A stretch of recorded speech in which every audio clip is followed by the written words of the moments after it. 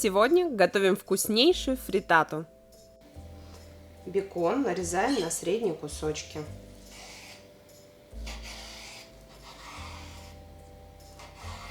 Бекон нам нужно поджарить на сковородке. Для фриттаты лучше использовать сковородку, которую можно поставить в духовку. Вкладываем на сковородку и поджариваем. А пока жарится бекон, мы будем резать лук. Нам понадобится одна луковица весом примерно 100-130 грамм. Бекон мы слегка поджариваем и достаем. А в эту сковородку мы теперь выкладываем наш лук. Нарезаем 5 зубчиков чеснока. Для удобства можно его сначала раздавить и порезать. В лук добавляем нарезанный чеснок и сливочное масло, грамм 30-50. Пока жарится лук, мы порежем шампиньоны. У меня шампиньоны крупные. В сковороду добавляем грибы. Грибы у нас поджарились, стали золотистыми. Жарили мы их примерно 10 минут на среднем огне. Теперь добавляем шпинат. Шпинат можно порвать, либо порезать, как вам удобно. У меня здесь 100 грамм шпината. Можете взять немного меньше, больше. Можно добавить другую зелень, например, укроп, петрушка. Но я люблю со шпинатом. Теперь все хорошо перемешиваем и обжариваем еще со шпинатом минут 5. 150 грамм твердого сыра натираем на мелкой терке. В миску вбиваем 6-7 яиц и с помощью венчика хорошо взбиваем. Яйца взбиваем до образования пенки.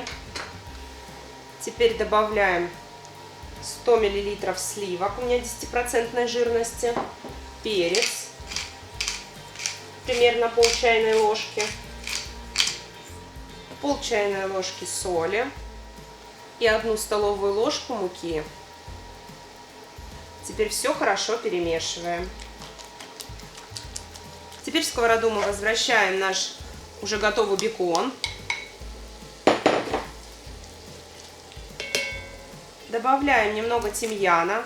Можно использовать сухой тимьян или, например, добавить итальянские травы. Теперь все хорошо перемешиваем, равномерно распределяем по дну и все заливаем нашими взбитыми яйцами. Сверху мы все посыпаем натертым сыром. Посыпали сыром, теперь его немножко утопим. И убираем в духовку, разогретую до 180 градусов на 30-40 минут. Смотрите, какая красивая фриттата у нас получилась. Аромат стоит на всю кухню. Она сейчас, конечно, немножечко осядет. Наша фриттата подостыла, осела. Теперь мы ее можем украсить. Я буду украшать жареными грибочками и зеленью. Мне уже не терпится это попробовать. Ну что, давайте дегустировать.